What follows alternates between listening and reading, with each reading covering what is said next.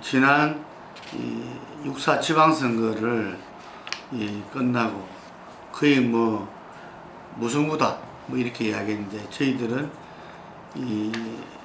새누리당, 새정치민주연합 두 당 다 국민 앞에 패배했다, 이런 평가를 내놓은 적이 있습니다. 근데 730 이번 재보궐선거 때 또다시 여야가 물러설 수 없는 진검승부, 한판 승부에 또 들어갔습니다. 이 선거는 지방선거 때 무승부에 의해서 진짜 진검승부로서 전국의 향방을 갖다가 누가 주도권을 지느냐, 굉장히 중요한 선거라고 보겠습니다. 앞으로 총선 때까지 2016년까지는 2년간 선거가 없습니다. 그래서 선거를 통해 민심의 어떤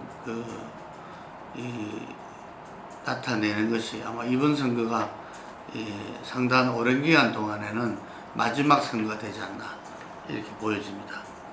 먼저 수도권에서, 서울에서 정도원 의원이 파기환송되는 바람에 서울에서 한 군데, 수도권에서 수원에서 세 군데, 그 다음에 평택하고 김포에서 6군데입니다. 그리고 충청이 3군데, 그래서 중부권까지 9군데가 선거가 치러지고, 양당의 어떤 지지기반 지역이라는 호남에서 4군데, 영남에서 2군데 이렇습니다. 그래서 총 15군데에서 730 재보선이 벌어지게 되어 있습니다.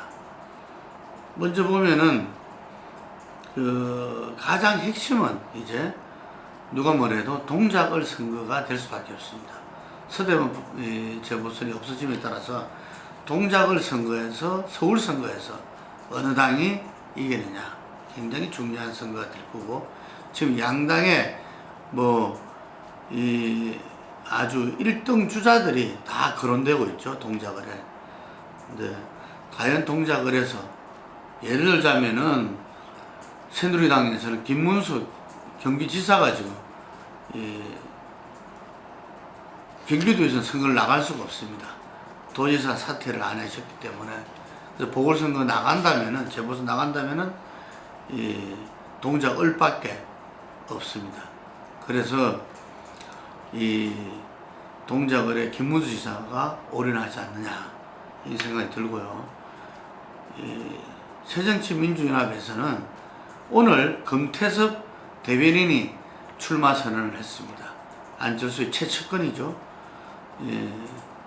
그에 못지않게 정동영 의원, 김두관 전 경남지사가 지금 포진되어 있습니다. 그래서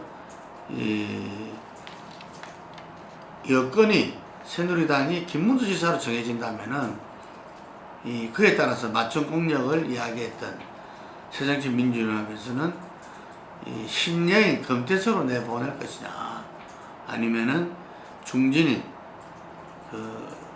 정동영 의원이나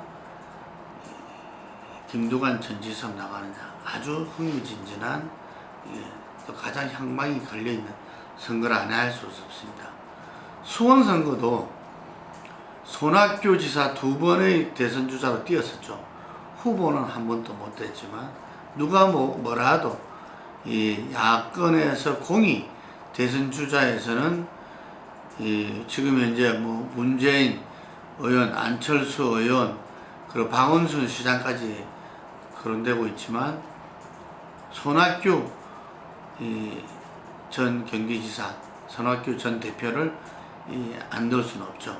그래서 부동의 대선 주자인 손학규 대표가 동작을로 가느냐, 아니면 본인의 정치적 고향인 경기도의 핵심 수원에서 붙느냐.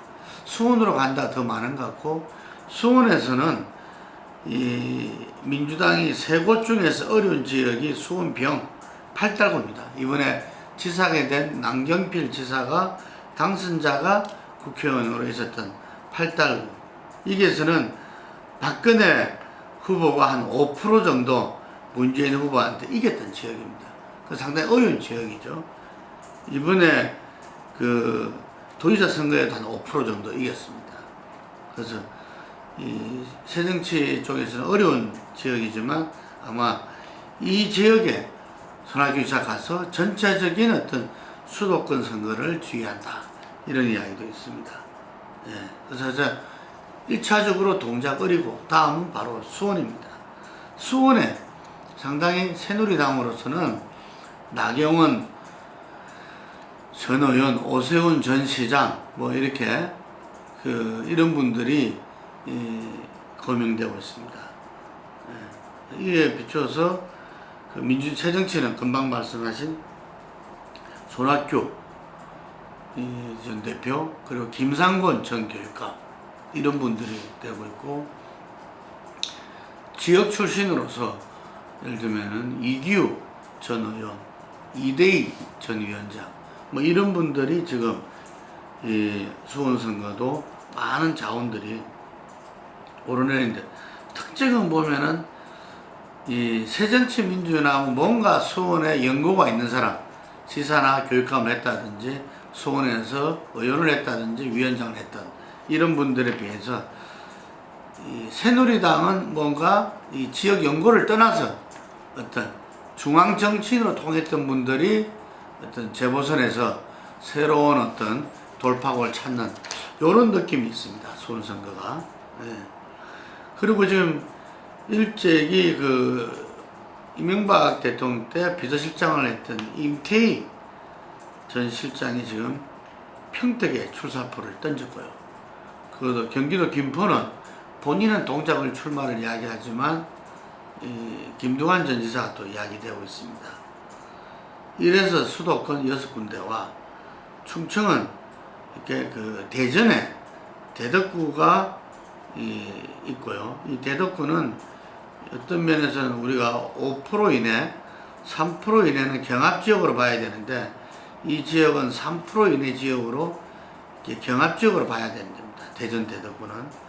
충남 서산태안과 충주시는 오히려 이렇게 넉넉하게 박근혜 대통령이 앞섰던 지역입니다.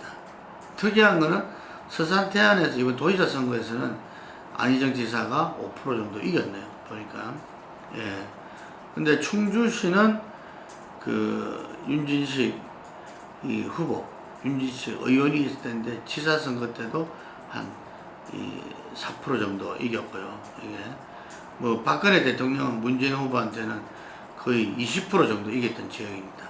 이게 충청권이 세 군데. 그 다음에 호남에 강주, 강산, 그리고 담양, 한평, 영광, 장산 한 지역, 그 다음에 나주, 화순, 순천, 곡성 네 군데인데 아마 이게는 뭐 새누리당은 좀 어려울 거고요. 특이한 게 이제 순천, 곡성에 이정현 홍보수석이 출사표를 던졌다고 하는데 아마 이정현 수석은 순천이 지금 이제 복잡합니다. 이게 서가본 전 의원까지 가세를 하게 됐을 때 만약에 공천 정리가 안 돼서 무소속으로 나오게 되면은 30%대 득표율로 당선이 가능한 데죠. 뭐 그런 경우의 수가 있을 수는 있으나 대체적으로 새정치 쪽에서 지지 기반 아니냐. 그래서 새정치에서도 네 군데는 필히 경선을 거친다는 것을 원칙으로 잡았다고 합니다. 그래서 이 네 군데에서는 새정치 내 치열한 경선이 예상된다. 울산에는 이번에 지금 이제 이혜훈 서울시장 후보로 붙었던 이혜훈 의원이 출마 선언을 했죠. 이게 아마 시아버님이 이게 이 지역구였습니다. 그렇기 때문에 일찍이 이 울산 남구을 이야기도 있었는데 동작으로 뭐 이 주소를 옮겨놨다 하지만 예를 들면은 뭐 또 정몽준하고 야비나 이런 말도 많았었죠. 근데 과감하게 울산 남구을로 출마 선언을 했습니다. 이게 또 역시 새누리당 내의 공천이 중요하다 이래 볼 수 있겠습니다. 부산 해운대 기장갑은 기본적으로 새누리당 우세 지역이나 뭐 지난 선거 때는 20% 이상 박근혜 대통령이 이긴 지역이죠. 그러나 이번 강력시장에서 오거돈 후보가 서병수 당선자한테 한 4% 정도 뒤진 지역입니다. 그런데 이 오거돈 후보가 출마한다는 이야기도 많습니다. 그래서 오거돈 후보의 출마 여부에 따라서 기반 지역이지만 상당히 또 이 다른 어떤 변화가 있을 수도 있다, 이래 보여집니다.